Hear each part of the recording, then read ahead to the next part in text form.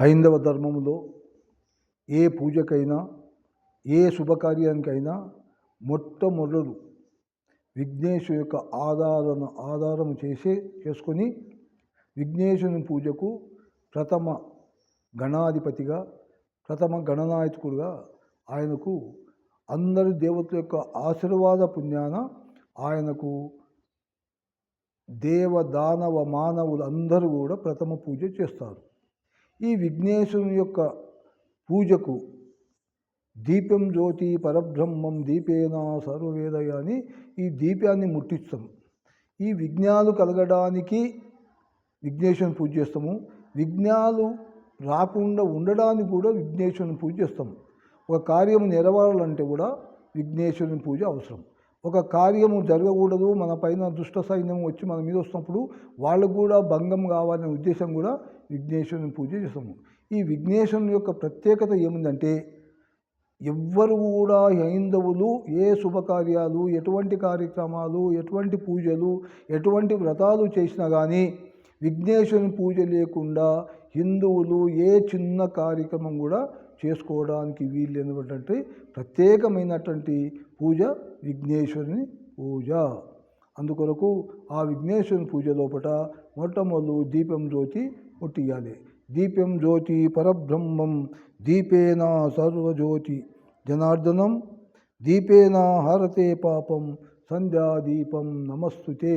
అంటే సాయంత్రం పూట కూడా దీపాన్ని ఆరాధన చేసి ప్రతిరోజు ఈ సంధ్యాదీపాన్ని నమస్కరించుకుంటూ శుభకార్యాలు జరిగేటప్పుడు ఏ పూజకైనా కానీ దీపారాధన అవసరము.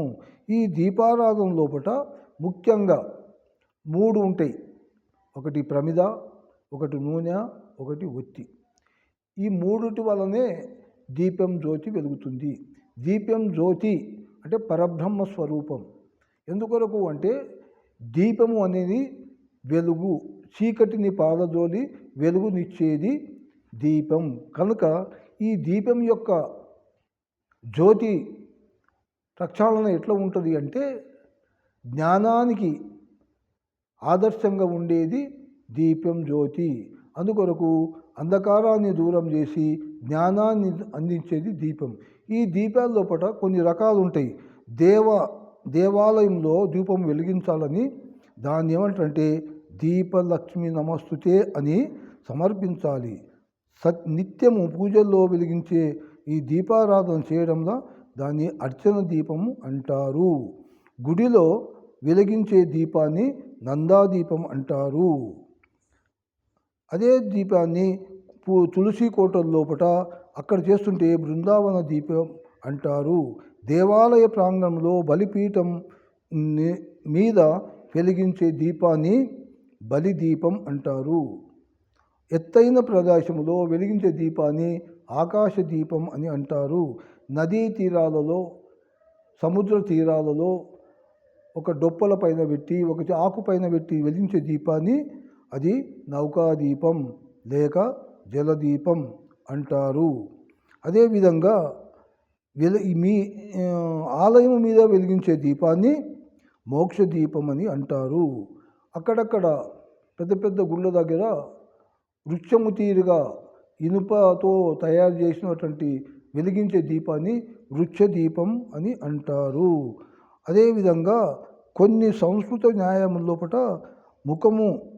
ముఖ్యమైనది దేహాడి దత్త దీపం అని అంటారు. ఇది ద్వారము పైన అంటే అక్కడ బయట ఇటు లోపల వెలిగించే దీపాన్ని ద్వారా దీపం అని అంటారు.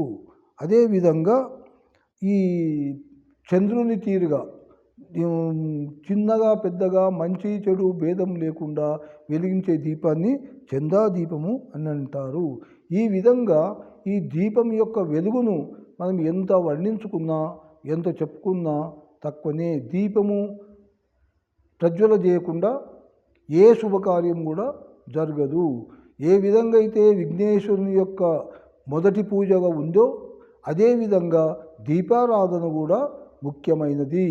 ఈ దీపారాధన లేకుండా ఎలాంటి శుభకార్యాలు జరగడానికి వీలు లేకుంటే కనుక ఈ దీపం జ్యోతి పొందుతుంది. ఈ దీపం జ్యోతి లోపల మొట్టమొదలు ఒత్తి దగ్గర ఉన్నటువంటి స్వరూపము బ్రహ్మస్వరూపం.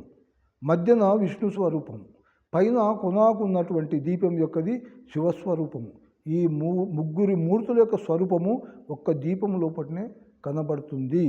ఎప్పుడే కానీ దీపాన్ని వెలిగించేటప్పుడు కొన పైన పొగ రాకుండా, ఎక్కడైతే పొగ లేకుండా దీపాన్ని ఒక లెవెల్గా ఉంచుతారో దాది సరి అయిన దీపారాధన అది అంటారు.